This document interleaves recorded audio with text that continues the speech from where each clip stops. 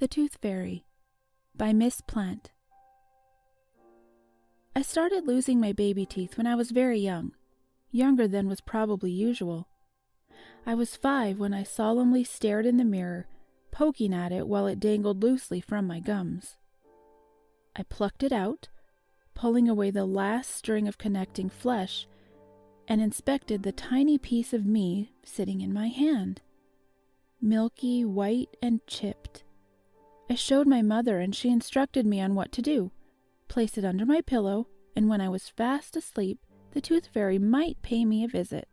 Later that night, I attempted to fall asleep. Our house was a noisy one, with a baby brother often screaming and a father who was quick to raise his voice. I could hear Mother's gentle protestations, and dull thud, and then a deep, full silence. I squeezed my eyes shut, listening to the sound of footsteps slowly thudding up the stairs, holding my breath. The slow, unsteady steps gradually passed by my door, and I exhaled with the force of a hurricane. I lay awake anxiously for a little longer, every groan of the old house sounding like another scuffle. I didn't realize I had fallen asleep until my eyes creaked open, what must have been several hours later. I realized I had been woken up by the sensation of my pillow being gently shifted. I sat up and rubbed at my face to clear away the sleep, thinking my mother had come back to tuck me in. Had I not been half dazed, I might have been frightened by the strange figure looming over me, tightly clutching the little package I had left under my head. I didn't really get a good look at whoever it was before it lightly pressed me back into bed. I remember it seeming very white and very skinny, impossibly skinny. The Tooth Fairy. When it noticed that I had stirred, it spoke in the faintest, raspiest whisper. "Sleep." It placed a long, fingered hand on my forehead and said it again. "Sleep." I didn't fight the compulsion that drifted over me. I felt sleepy and unusually safe. When I woke the next morning, I found a small gift had been left by the creature, a shiny gold coin. I studied it, recognizing it wasn't a currency I was familiar with. Carved into the soft metal was the shape of a tooth covered in twisting vines.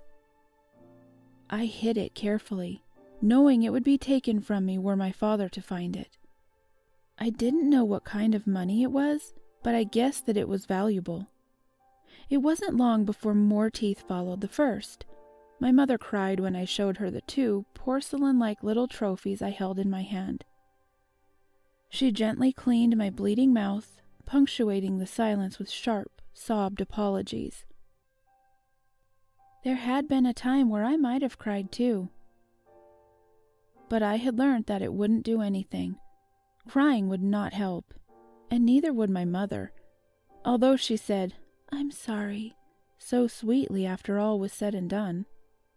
I thrust the teeth under my pillow as I had before. I listened to the screaming of my mother and the dull, fleshy thuds of my father's fists. He would punch walls, doors, furniture. We would quietly plead to God he would not tire of hitting things inanimate. He made his drunken way up the stairs, and as he stumbled, I prayed he would fall and break his neck. My prayer was unanswered, as I had come to expect. The footsteps did not stumble on as usual. My bedroom door creaked open, and I could instantly smell the vile fumes from him, the noxious smell seeping into every fiber of me. I curled up tightly, wondering how to defend myself from the abhorrent advances. I was running out of teeth to bite with. I closed my eyes and tried to busy my mind and waited for the worst to pass. I wasn't sleeping when the Tooth Fairy came that night. We both took a good look at each other. On closer inspection, it appeared female. The translucent wisps covering her slim body seemed like a dress. Her face was nearly featureless, apart from two large, entirely black eyes. There was kindness there, and rage. Those glassy black orbs saw the story of my bruised body, my ripped pajamas, and missing teeth. I was 5, and she was ageless, and we understood each other deeply. She enveloped me in an embrace, the touch of her papery skin soothing my hurt.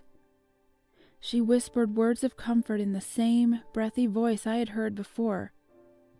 I begged her to take me away from here, to take me with her. To my amazement, she did not reject my idea. She softly explained that there was a price she believed I would be happy to pay. Together we conspired. She took the 2 little packages I had plunged under my pillow earlier that night. Her mouth, originally a tiny, almost invisible indent on her face, split and opened wide, revealing hundreds and hundreds of spinning rows of teeth.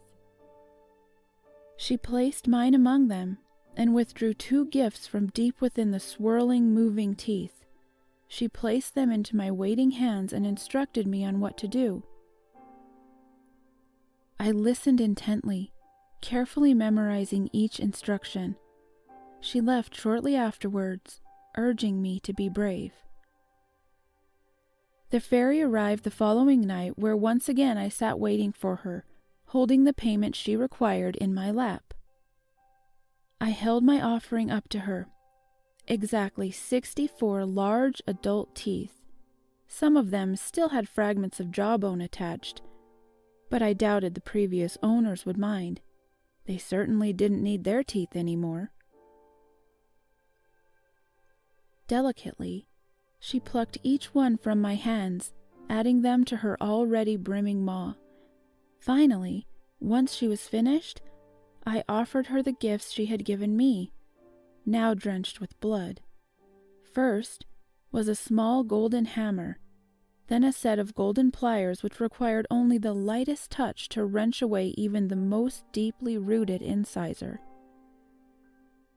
She pressed them back into my hands firmly and urged me to follow. There's plenty more work to be done.